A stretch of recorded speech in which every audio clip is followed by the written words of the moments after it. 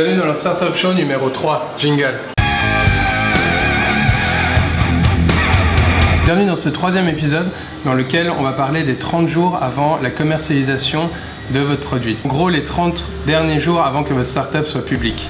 On va commencer à parler du mood qu'il faut adopter pendant ces 30 jours. Il faut voir ça un petit peu comme un sprint qui peut vous mener vers une médaille.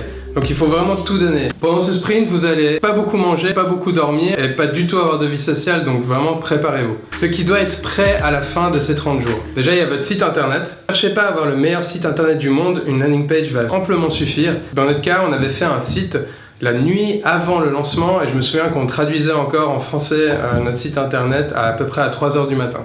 Le produit. Essayez d'avoir une démo présentable le jour J. Quand je dis présentable, c'est pas trop buggé. De toute façon, quoi qu'il arrive, la première version de votre application, ce sera une catastrophe. C'est tout à fait normal. Dans notre cas, pendant la démo live, ça s'est pas du tout passé comme prévu et vous comprendrez à la fin de la vidéo pourquoi. L'endroit. Alors, pour un lancement, je conseille quand même de faire ça peut être un petit cocktail dînatoire ou même un petit apéro quelque part.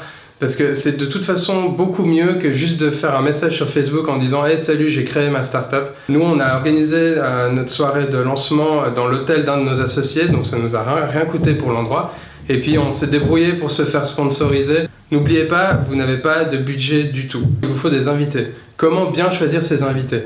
Pensez, de nouveau, vous n'avez pas de budget, donc vous devez utiliser que les gens qui sont susceptibles d'utiliser votre application ou votre produit. Vous pouvez facilement faire une soirée pour 0 francs ou alors un tout petit peu d'argent. Il faut juste utiliser votre imagination. En gros, il vous faut votre idée, une démo, un site internet et un endroit. L'avantage avec ce setup, c'est que vous allez pouvoir avoir la réaction des gens en direct et ça, c'est vraiment très très important. Ce que je conseille, c'est de faire après une partie questions-réponses. Comme ça, les gens peuvent directement vous poser des questions ou même faire leurs commentaires. Le mois d'avant, on a vraiment bossé comme des malades, on a mangé que de la pizza, dormi sur le sol dans notre petit bureau qu'on nous a prêté. Le soir de l'inauguration, on voulait faire une démonstration.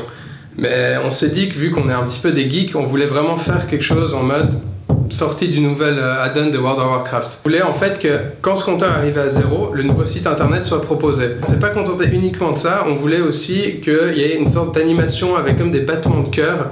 Et au 3e battement de cœur, le site internet apparaisse. Au moment où le compte à rebours allait arriver à 0, et le nouveau site allait être présenté. Sauf que l'ordinateur qui était branché au projecteur était un Mac. Et la personne qui utilisait cet ordinateur, qui était en charge de faire la transition, était le développeur et il a probablement jamais touché un Mac de sa vie. Quand le compteur est arrivé à 0, il y a eu un battement de cœur. Et là, il a touché le trackpad et le dashboard Mac s'est affiché, donc ça a fait complètement foirer l'animation. Ensuite, qu'est-ce qui s'est passé ? Notre développeur, après 2 mois de travail intense dans une cave sans lumière, il a décidé de faire quoi ? Essayer un peu de fêter ça. Donc il a commencé à boire à peu près tout l'alcool qu'il y avait dans la soirée. Ça fait qu'à 10h30 du soir, on a dû le mettre dans une chambre de l'hôtel. On n'a pas pensé à quelque chose, c'est qu'une fois arrivé à minuit, ça allait forcément créer un bug. Donc effectivement, arrivé à minuit, on est tous rentrés à la maison. On s'est rendu compte que notre site internet, il n'était pas seulement buggé, il était extra buggé, c'est-à-dire qu'il y avait une page noire au lieu de notre site internet.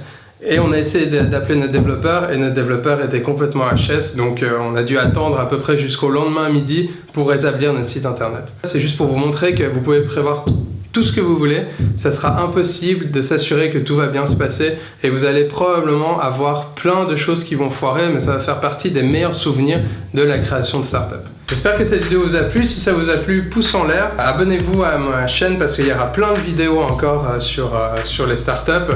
Comme j'ai dit dans le premier épisode, on va vraiment faire de la création de la startup jusqu'à sa revente. Dans le prochain épisode, on va parler d'un sujet un petit peu délicat, ça va être l'argent. Il y a du bruit là. Bienvenue dans le Startup Show numéro 3.